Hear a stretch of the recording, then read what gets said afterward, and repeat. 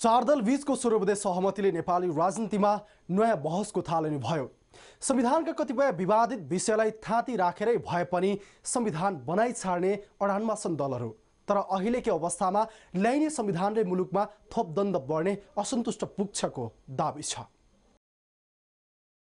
सत्तासीन कांग्रेस एमाले र प्रमुख प्रतिपक्षी एकीकृत माओवादी र विजय कुमार गच्छतार नेतृत्वको मधेसी जनअधिकार फोरम लोकतान्त्रिक बीच संविधान निर्माणका कतिपय विषयलाई थाती राखेरै भए पनि संविधान जारी गर्ने सम्झौता भयो सर्वोदय सहमति मार्फत। त्यसपछिका दिनमा संघीयताको विवादित सीमाङ्कन र नामाङ्कनको विषय पछि टुङ्ग्याउने गरी प्रमुख दलहरू अघि बढेका छन्। संविधान सभा मार्फत प्रारम्भिक मस्यौदा बनेर साउन 4 र 5 गते 2 दिनका लागि जनताको अभिमत बुझ्न भन्दै गरिएको देश दौडाले मिश्रित परिणाम दिएको छ। मस्यौदा अधिकांश स्थानहरूमा जलेको छ भने धेरैभन्दा धेरै जनताले मस्यौदामा संशोधनको सुझाव दिएका छन्। जनताको अभिमतलाई उचित स्थान दिँदै संविधान निर्माण सम्पन्न गरिने प्रमुख दलका बीचमा सहमति बनेको छ।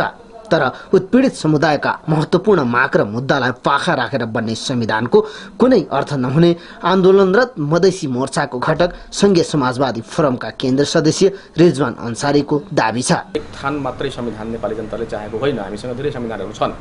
तर जसरी चार दल चाहिँ जनआन्दोलनको आदेशको विरुद्ध, जनयुद्धको आदेशको विरुद्ध र सम्पूर्ण मधेसी आन्दोलन, आदिवासी जनजातिको आन्दोलन, मुस्लिम लगायत दलित लगायत सम्पूर्ण उत्पीडित जनताले गरेको आन्दोलन र तिनीहरूसँग भएको जुन एउटा सरकारसँग सम्झौता छ हैन, ती सबै सम्झौता अन्तरिम संविधान विपरीत गएर जसरी यो चार दल अगाडि बढ्दैछ, त्यसले चाहिँ देशमा एउटा दिगो शान्तिको संविधान घोषणापछि स्थापना हुनुपर्ने र संविधान सभाले विगतका द्वन्द्वहरूलाई समाप्त गरेर एउटा नयाँ नेपालको निर्माण गर्ने जुन नेपाली जनताको आकांक्षा थियो, त्यो आकांक्षालाई तुषारपात गरेको छ र वज्रपात गरेको छ। संविधान बनिहाले पनि त्यसले मुलुकमा द्वन्द्व र समस्याको स्थायी समाधान नगर्ने उनको तर्क छ। यो संविधान चाहिँ नेपाली उत्पीडित जनतालाई मान्य हुँदैन र यसले ती सबै नेपाली जनताका सपनाहरूलाई साकार गर्न सक्दैन। त्यसकारणले मधेसी, मुस्लिम, दलित, जनजाति लगायतका उत्पीडित जनताले यो संविधान चाहिँ मान्दैनन् र यसरी अगाडि बढ्न सकिँदैन र यसले देशमा एक खालको नयाँ द्वन्द्वको निम्ति आउँछ र एउटा नयाँ क्रान्तिको बीजारोपण गर्छ। संविधान सभाले मूलभूत रूपमा उत्पीडित समुदायका आकांक्षाहरूलाई सम्बोधन गर्नुपर्ने तर्क छ आदिवासी जनजाति राष्ट्र आन्दोलनका निर्देशन समिति सदस्य पासाङ शेर्पाको।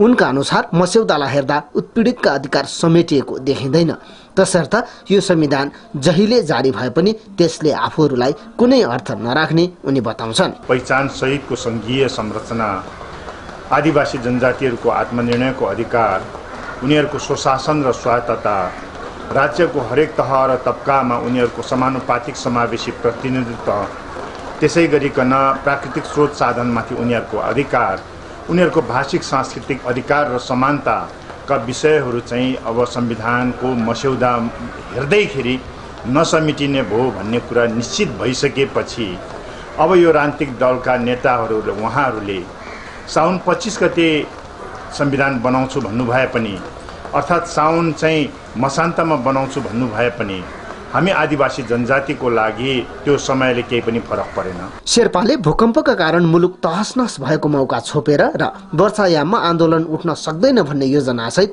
ठूलो दलले धोकाधाडी गरेर संविधान ल्याउन लागेको बताए।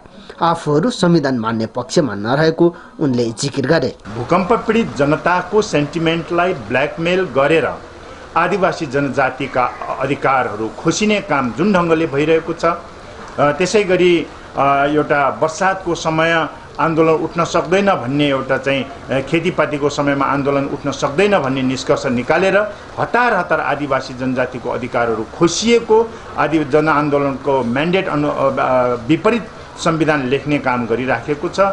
यो आदिवासी जनजातिहरूको लागि गम्भीर आपत्तिको विषय हो र हाम्रो लागि अस्वीकार्य विषय हो। आदिवासी जनजाति, मधेसी, मुस्लिम, महिला लगायत बहुसंख्यक समुदायले संविधानमा आफ्ना अधिकार नसमेटिएको भन्दै विरोध गरेका छन्।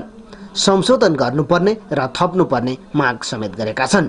तर जनताबाट 2 दिनमा प्राप्त भएका सुझावलाई समेत कसरी समायोजन गर्ने भन्ने विषयमा प्रमुख दलका नेताहरू जिम्मेवार देखिएका छैनन्। साउन मसान्तमा संविधान जारी गर्ने भनिएको छ, तर अहिले पनि मुलुकका बहुसंख्यक समुदाय बन्न लागेको संविधानप्रति विश्वस्त देखिँदैनन्। यस्तो अवस्थामा धेरैभन्दा धेरै पक्षलाई सहमतिमा ल्याएर जारी गरिने भनिएको संविधान कतिको प्रभावकारी हुन सक्ला, यो भने सोचनीय छ। क्यामेरा पर्सन भविन्द्र कुलुङका साथमा ABC reporter Kaman Dewan, Kathmandu. Hot News Express।